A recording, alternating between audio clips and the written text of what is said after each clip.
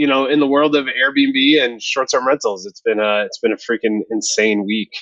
One of the things that we have that I wanted to talk to you about and try to get your opinion and just your thoughts around it is the news that's been going on with Airbnb. There's a lot of different things that's happening with Airbnb, but number one biggest news in my opinion, the amount of money that they just raised during this crisis that they're going on, right? So they just announced it yesterday. So that was what, April 8th, I think it was April 7th, April 8th.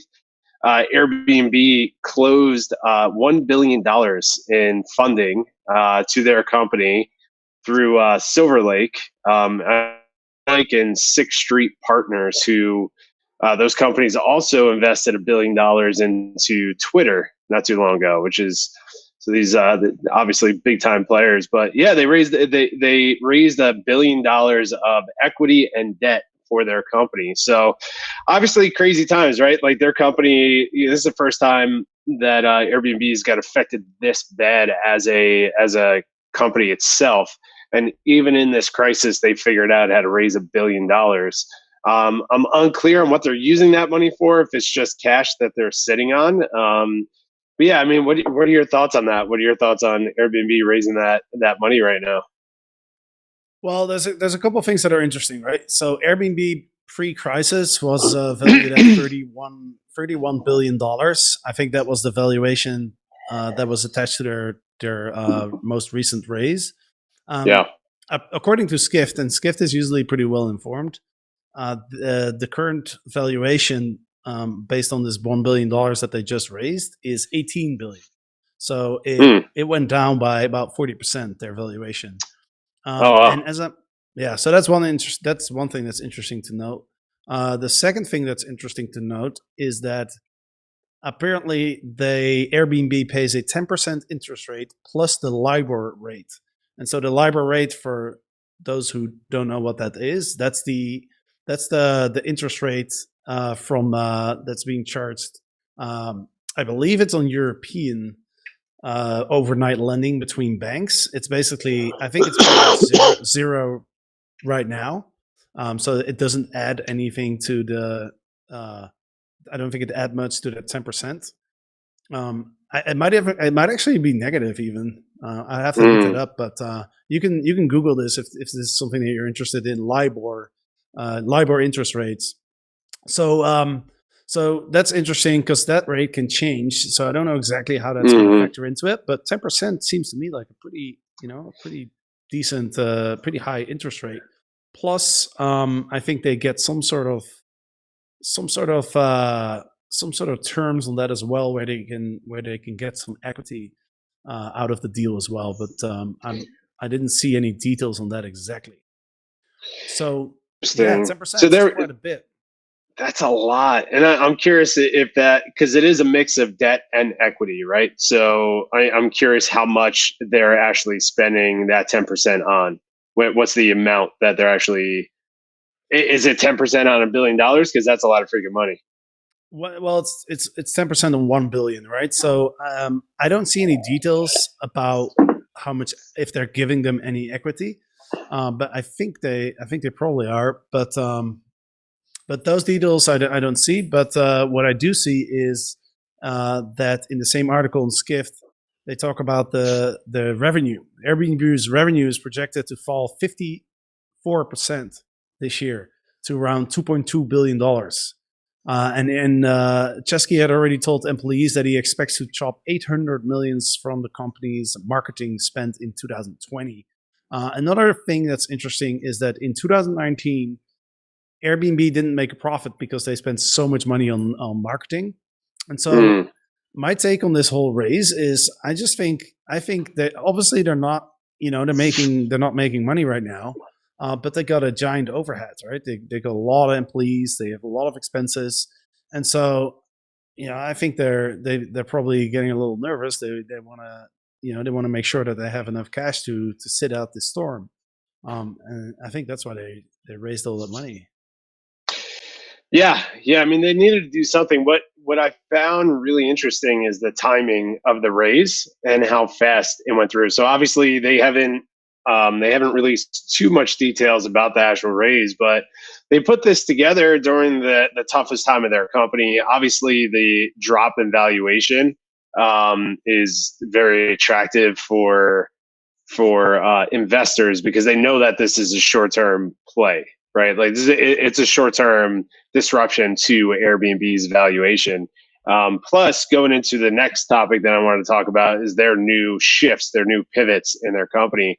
One thing that I really like about Airbnb is how fast they pivot and how fast they roll out new topics and new parts of their business. So making the move to raising $1 billion was really awesome, and I'm sure that they're going to dump a lot of that into just kind of maintaining their business, and then investing pretty heavily into um, uh, advertising, of course.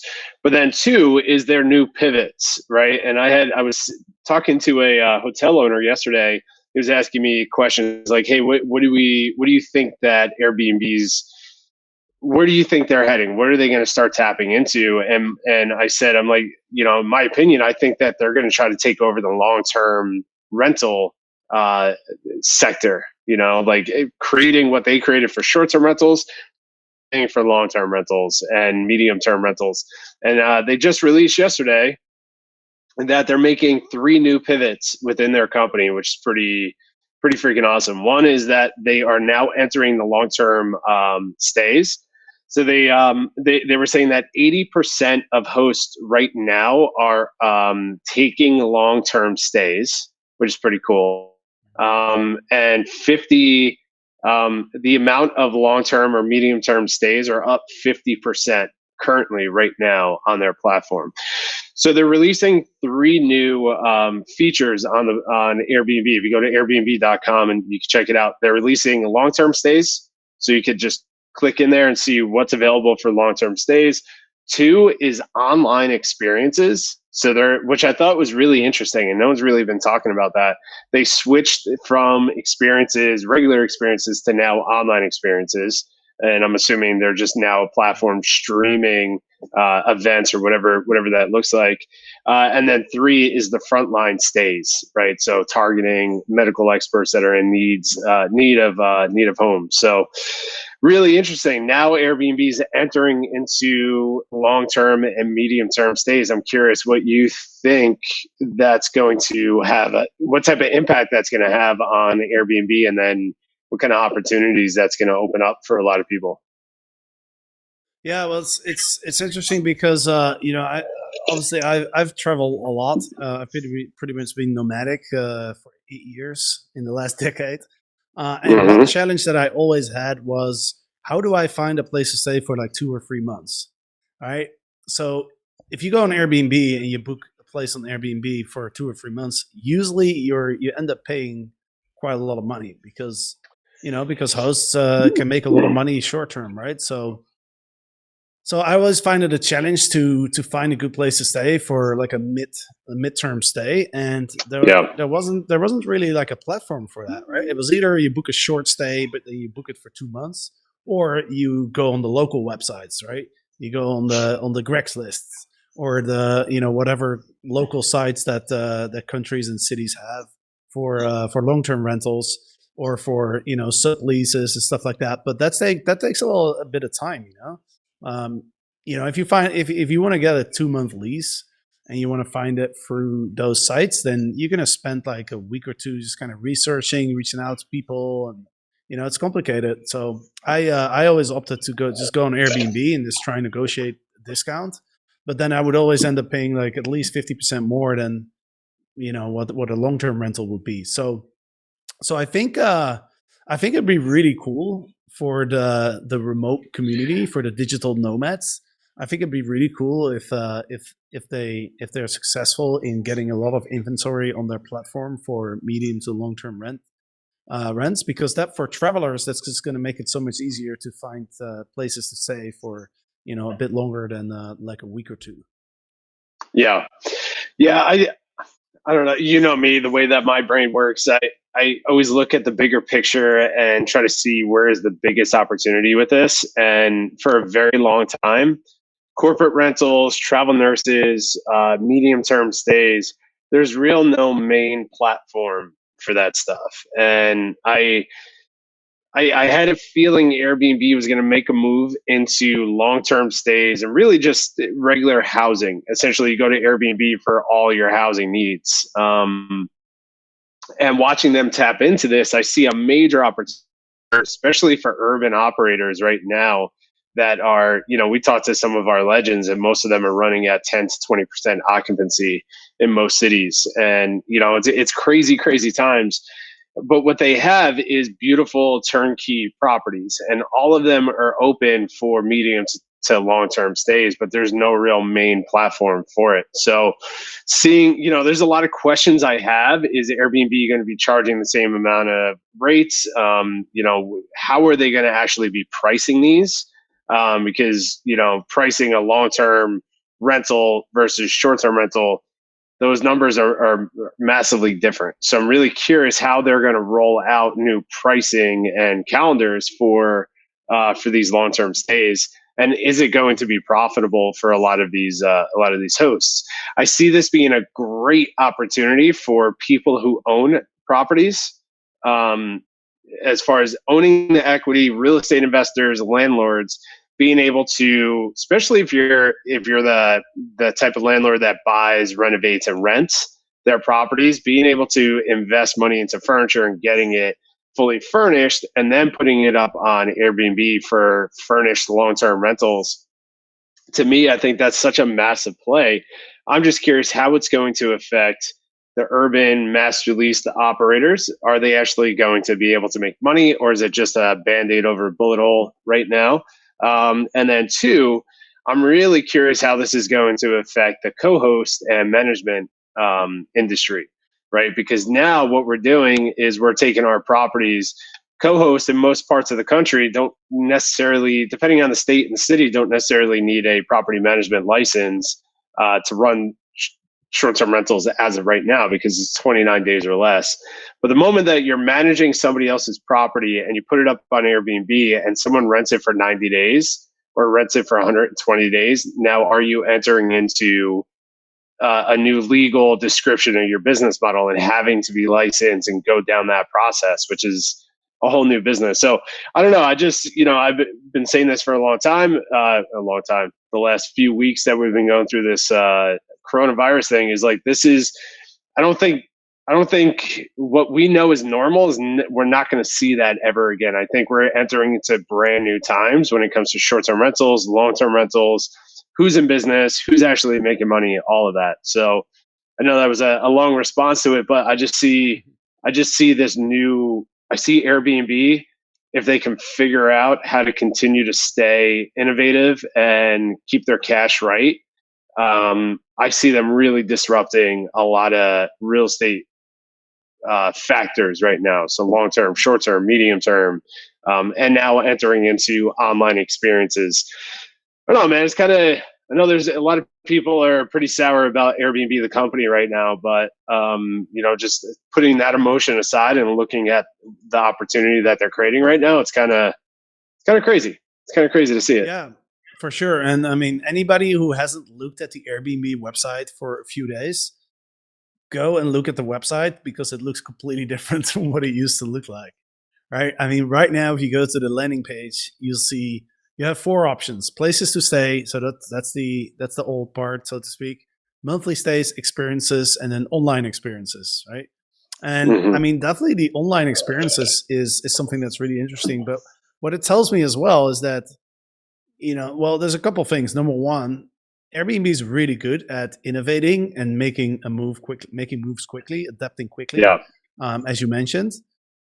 But then also, I guess they expect that this crisis is not just going to be a thing that will pass within a few weeks or a few months. I guess they're really expecting that this is going to have a long term effect on the way that we behave as human beings, right? So Mm. I don't know if they were planning these online experiences before the coronavirus hit, but they put that up so quickly, and doing the online experiences is really something interesting because I the one thing that has always appealed to me about the thing about Airbnb is that it empowers individuals to create a little business for themselves without having to invest a lot of money, without having to have a lot of entrepreneurial experience. It kind of allows everyone to be a little business person, right? It's they call it Hmm. like micropreneurs, right? That's what I think is really cool about the whole sharing economy.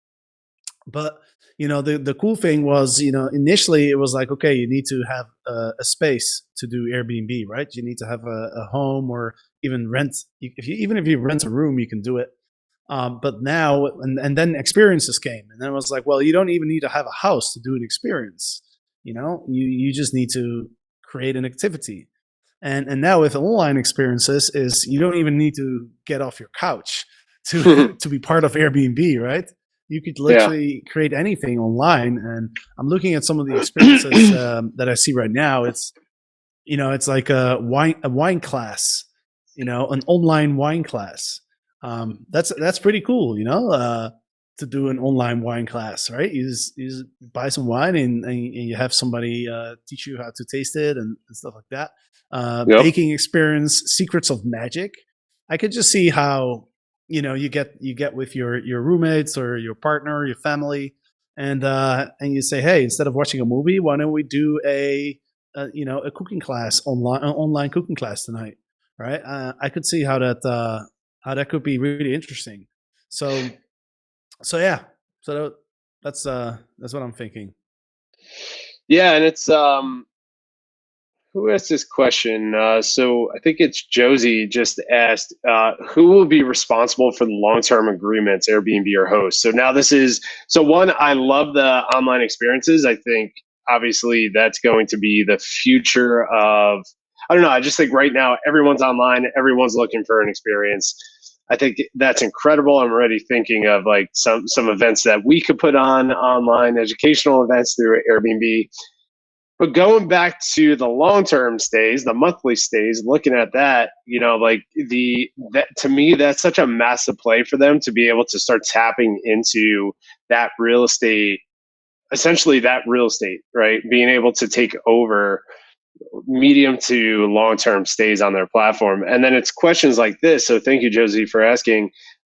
Is like who will be responsible for those long term agreements, Airbnb or the host? Meaning, when you book someone's property for 90 days, technically in most states, you're now a tenant of that property, right? Because you're there for Mhm. 30 days or more.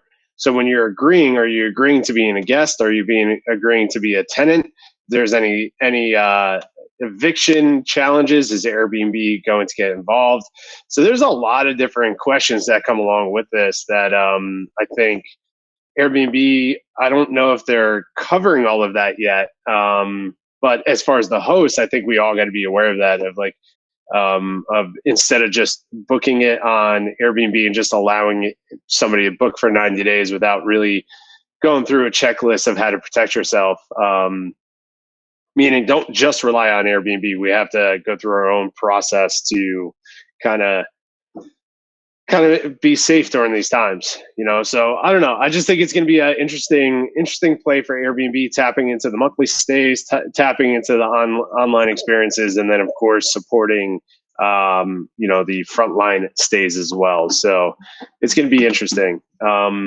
So one other thing too that I wanted to chat with you about, both of us, one of our legends shared this with us out of Philly. Steve out of Philly shared this with us. And once you go into this a bit more, there's a letter that's circling right now um, in Pennsylvania asking Airbnb to take down all listings throughout Pennsylvania during the crisis. Yeah, What can you share on that? I got the letter right here in front of me. Steve was kind enough to forward it on WhatsApp. So yeah, it's a letter from the Department of Community and Economic Development in Pennsylvania. It's directed to Chris Lahani. Is that how you pronounce his name? Lahani, Lahani. Not sure. And it's basically telling Airbnb to communicate to their hosts that they need to cease their operations in Pennsylvania. And the letter literally states that that they prefer to do this in a in a voluntary way. They're literally saying we are hoping to achieve voluntary compliance and wish to avoid enforcement action by the Commonwealth that would cause significant consequences for the offenders. So they're essentially saying like, hey, Airbnb, you guys need to tell your host to stop hosting because if not, we're gonna have to take action.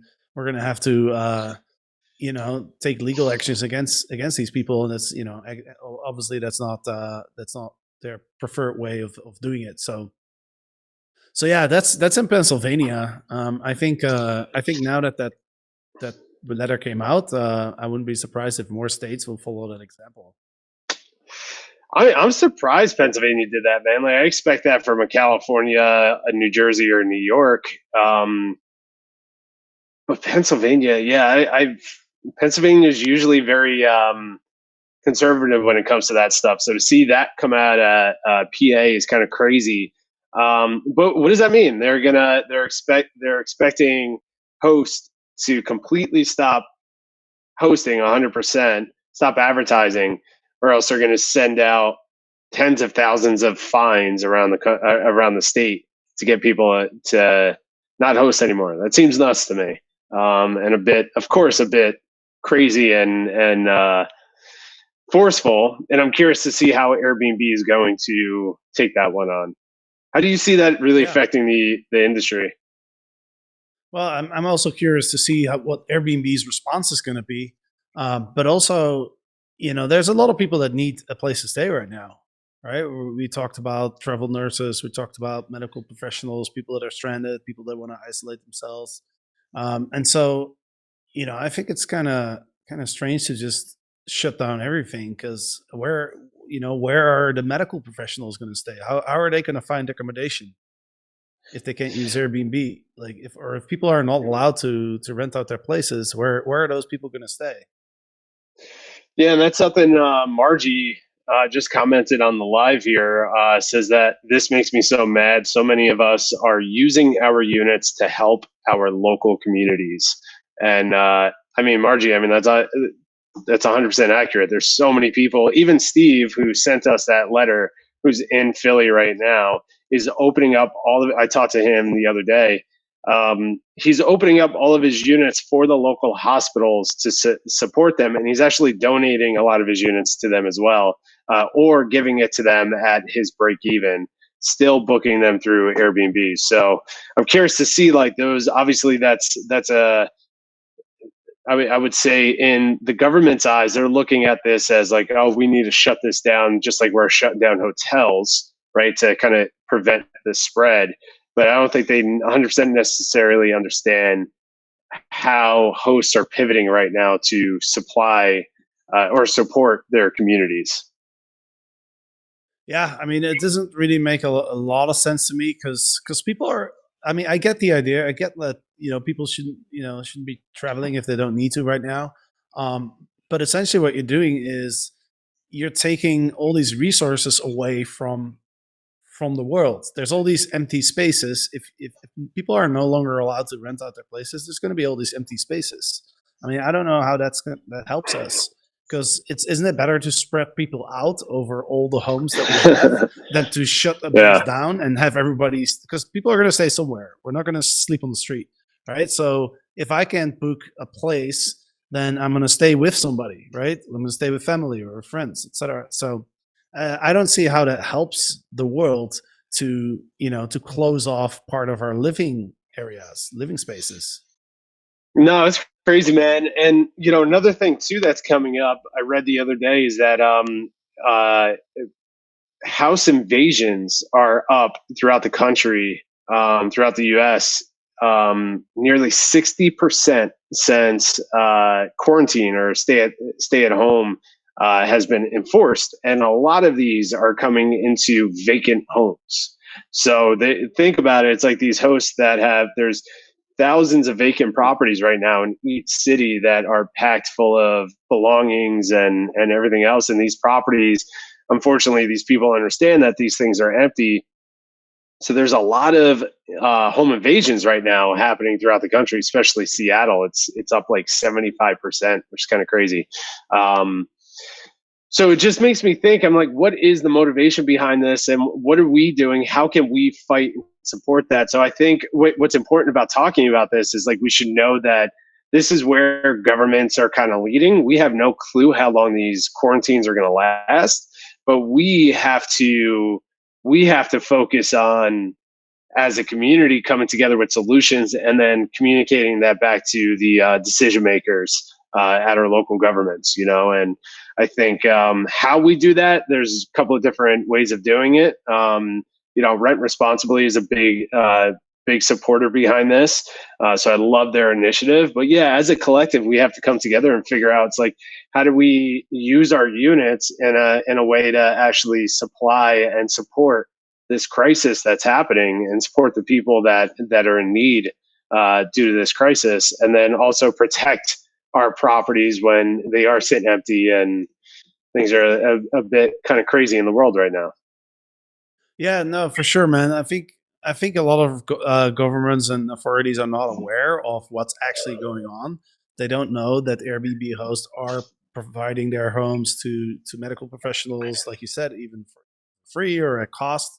And so, a lot of people just associate Airbnb with leisure travel, right? Vacationing. And I mean, I got an email from my cousin, actually, kind of an angry email saying like, "Hey, we're fighting this pandemic, and you are helping people to rent out their homes. It's ridiculous." And it wasn't until I kind of explained to her like, "Look, there's a lot of people that need accommodation right now, as we just mentioned." And then she kind of cooled down. She was like, "Okay, yeah, that actually makes sense." So I think I think a lot of people just associate Airbnb with vacationing, and they think, okay, well, people shouldn't travel, people shouldn't go on holiday right now, so we should shut all that stuff down. So I understand that that's people's first thought, but and so that might be the case for a lot of local authorities and governments as well. That's their first thought, and somebody needs to explain to them like, hey, these spaces are being used by people who need it, and the host community is really trying to help, essentially help the world deal with this pandemic, right? So that's Right. uh, that's why I love the initiative by David Krause from Rent Responsibly. Find the helpers to to put this narrative out to the world, and let the world know that the hosts around the world are most of them are doing what they can to help get through the crisis. Yeah. Yeah. 100%. 100%. Yeah. It's crazy times, man. Crazy times. There's a lot of positive going on. There's a lot of negative and a lot of confusion. So yeah, it's nuts, man. Yeah, it's crazy how quickly things have changed. Literally, the world seemed to have changed in a month's time. And I was just reading some news stories here in Holland, and our prime minister just said that he thinks that our country needs to get used to a 6 feet society, right? So clearly, he's indicating that even if people are even if the rules around not going out if you don't need to and all of that, if those rules are being softened, and people can start going to restaurants again, and all of that, I think even then we might have to keep in mind these distancing rules for a while, because even we get over the sort of the peak of this crisis, this virus isn't going to be completely gone, right? And they're not going to have a vaccine anytime soon. Vaccine. Mm, So we might actually have to live with this social distancing thing for quite a while. So mm, yeah, it's kind of nuts how it came out of nowhere. Although there's documentaries about pandemics, and you go on Netflix right now, and this movie from the late '90s, like Outbreak, is very popular. Everyone's watching that, and there's a documentary about the pandemics. So if you watch those documentaries, then you realize that there are a lot of scientists and authorities that have been kind of that know that this is something that can happen. And of course, it's happened before. Like 1918, the Spanish flu was. yeah. I don't know. I'm not an expert on the 1918 Spanish flu, but seems like that was the sort of the last time it was as severe as it is now. Yeah, I'm reading the number now. I mean, it was 50 million people on a global basis from 1918 to 1920 died from the Spanish flu, right? And it was very similar to this as far as how it spread. And that's a massive percentage of the amount of population that was on the planet at the time. So, yeah, it's I think it's scary times. I think watching that stuff and reading all this other stuff scares the crap out of us. But yeah, I think for a very long time we're going to see the stay at home locked in. I think people are going to be really nervous about traveling. So yeah, man, no, I agree. It's crazy times. I think it's going to last for a bit, and I'm just really hoping that as an industry we'll be able to pull out of this stronger than how we got into it. Ben, you want to tell them about what's happening on Tuesday next week? Yeah, we're doing a training on VAs, right? So one of our legends, Rebecca, is coming in. She's been at both our legends events, and she's done an incredible job building a business with I think up to 150 units in Los Angeles. And what really blew my mind is that when I heard that I think she only had one full time employee, Mm-hmm. and she was able to the way that she was able to do that was by not just hiring VAs, but she has an incredible system to teach those VAs. I think she has over 300 instruction videos, and she just built such an efficient system about how do you teach these VAs how to run the business, but also how do you build up a library of instruction videos and all of that. It's nuts how she was able to do that with her partner Erica, and so I'm super excited to learn from her. I think right now is a good time for everyone to really focus on your organization, on your business, and see where you can make it more efficient. And so I think VAs is a great way to free up some time for yourself so that you can focus on the higher level things, the core values, the core business tasks that only you as a business owner, can do. So yeah, I'm super excited about it. Yeah, it's going to be solid, man. I think, obviously because of the times that we're in, learning how to hire virtual staff company, lean out your team, your expenses, and build systems. I think not only do we need to understand that now, but we're going to need to put all that in place for the future because I think this whole virtual world is just going to continue to grow, especially in our space. So we wanted to bring in an expert to kind of help as many people as possible with that. So yeah, so we're going to dive into that. That's for our inner circle members. So that's next Tuesday. For anyone who's not in the inner circle that wants access to that training, you can just go to strprofitacademy.com/thrive. And then that'll lead you to the page where you can actually get involved in the inner circle.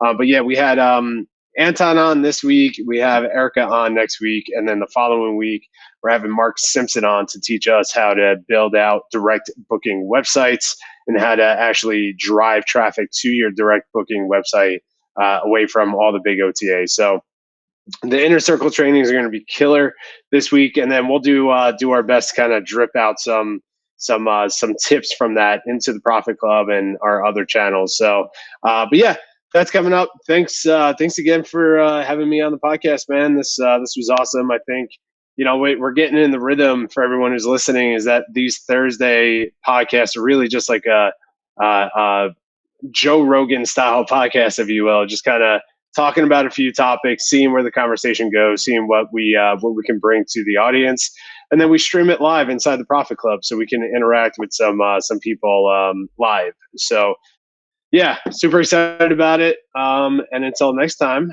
we'll chat soon. Yeah, man. Yeah, thanks for taking the lead on this a little bit on this episode because I'm so jet lagged, so I'm just sitting here like a zombie almost. So, but yeah, I'm excited. It's really fun to do these episodes on Thursday, and of course on Monday. Every Monday at 10 a.m. we do just like always, I do an interview with an expert. So we're going to have a lot of interesting people come up. So yeah, lots of good stuff. So thank you for doing this as well, and thanks for the audience for listening. Thanks for the people who watched us in the Airbnb Profit Club. Thanks for commenting and everything. This makes it really fun for us as well to engage and talk about what you guys are commenting. So thanks everybody, and until Monday.